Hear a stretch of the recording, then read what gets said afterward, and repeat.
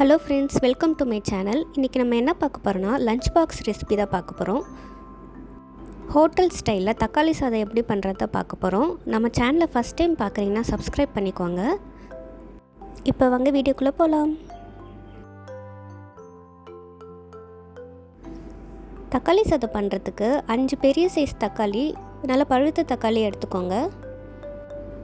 கூடவே 2 பெரிய சைஸ் வெங்காயம், லெமன் 1 எடுத்துக்கோங்க, இஞ்சி பூண்டு 2 பச்சை மிளகா, வெங்காயத்தாள், புதினா கொத்தமல்லி எடுத்துக்கோங்க. வெங்காயத்தாள் இருந்தால் யூஸ் பண்ணிக்கோங்க, இல்லைனாலும் பரவாயில்ல. லெமன் பாதி யூஸ் பண்ணிக்கலாம், ஃபுல்லும் போட வேணாம். புதினாவை நல்லா வாஷ் பண்ணிக்கோங்க, மண்ணெல்லாம் போட்டோம். நல்லா 2-3 தடவை க்ளீன் பண்ணி எடுத்துக்கோங்க. வெங்காய தக்காளி எல்லாமே கட் பண்ணி ரெடியாக வச்சுக்கோங்க. கொத்தமல்லியும் கட் பண்ணிக்கோங்க.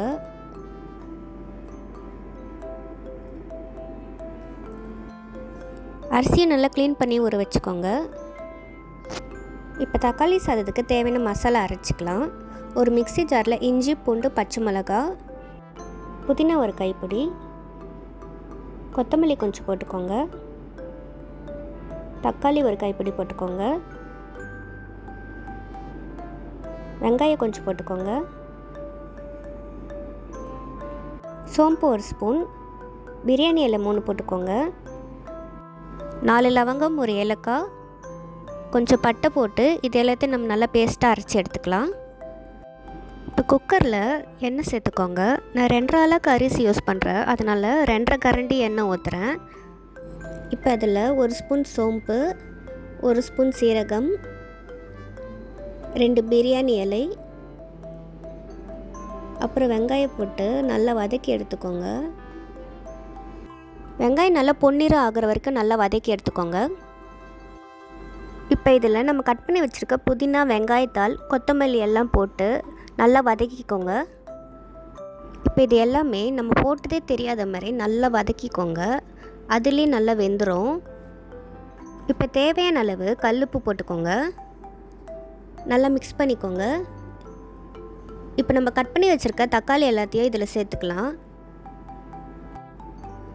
தக்காளி எல்லாத்தையும் நல்லா வதக்கிக்கோங்க. கொஞ்சோண்டு மஞ்சத்தூள் போட்டுக்கோங்க. இப்போ நம்ம அரைச்சி வச்ச விழுது எல்லாத்தையும் போட்டு நல்லா மிக்ஸ் பண்ணிக்கோங்க. இதோட பச்சை வாசனை போகிற வரைக்கும் நல்லா வதக்கிக்கோங்க. இப்போ மிளகாத்தூள் சேர்த்துக்கலாம். நான் தனி மிளகாய் தூள் தான் எடுத்திருக்கேன், 2 ஸ்பூன் போட்டிருக்கேன். உங்களுக்கு காரம் எவ்வளோ வேணுமோ அவ்வளோ போட்டுக்கோங்க. இப்போ நம்ம ஊற வச்சுருக்க அரிசி இதில் போட்டு பாதி லெமன் புழிஞ்சிக்கோங்க. இப்போ இது ஃபுல்லுமே நல்லா மிக்ஸ் பண்ணிக்கோங்க. மசாலா எல்லாமே அரிசியோட கலக்கிற மாதிரி எல்லாத்தையும் நல்லா ஃபுல்லாக மிக்ஸ் பண்ணி எடுத்துக்கோங்க. இப்போ இதில் தேவையான தண்ணி ஊற்றிக்கலாம். 1 கப்புக்கு 2.5 கப் அளவு. நான் 2.5 கப் அரிசி எடுத்திருக்கேன், அதனால் 6.25 தண்ணி ஊற்றுறேன். இதை நல்லா மிக்ஸ் பண்ணிக்கோங்க. இப்போ 1 ஸ்பூன் நாட்டு சர்க்கரை இதில் சேர்த்துக்கலாம். இப்போ நம்ம ஸ்வீட் சேர்க்கறதுனால இந்த தக்காளி சாதத்தோட டேஸ்ட் இன்னும் எக்ஸ்ட்ராவாக நல்லாயிருக்கும். இப்போ நல்லா மிக்ஸ் பண்ணிக்கோங்க. மிக்ஸ் பண்ணிவிட்டு இதோட டேஸ்ட் பண்ணி பார்த்துக்கலாம். டேஸ்ட் எல்லாம் கரெக்டாக இருக்குது. நான் குக்கர் மூடி வச்சுட்டு 3 விசில் விட்டு எடுத்துக்கோங்க. இப்போ இதுக்கு தேவையான ரைத்தாவும் நம்ம ரெடியாக வச்சுருக்கோம். இப்போ நம்ம தக்காளி சாதம் நல்லா சூப்பராக ரெடி ஆகிடுச்சு. இது மேலே கொஞ்சம் கொத்தமல்லி தூவிக்கோங்க. ஆறிட்ட ஒன்று மிக்ஸ் பண்ணுங்கள், அப்போ தான் அரிசி குழையாத இருக்கும். இப்போ நம்மளோட ஹோட்டல் ஸ்டைல் தக்காளி சாதம் நல்லா சூப்பராக ரெடி ஆகிடுச்சு. நீங்களும் இதை வீட்டில் செஞ்சு பார்த்துட்டு எப்படி இருக்குன்னு சொல்லுங்கள். அடுத்த ஒரு நல்ல ரெசிபியோடு உங்களை பார்க்குறேன். இந்த வீடியோ உங்களுக்கு பிடிச்சிருந்ததுன்னா நம்ம சேனலை ஷேர் பண்ணி சப்ஸ்கிரைப் பண்ணுங்கள்.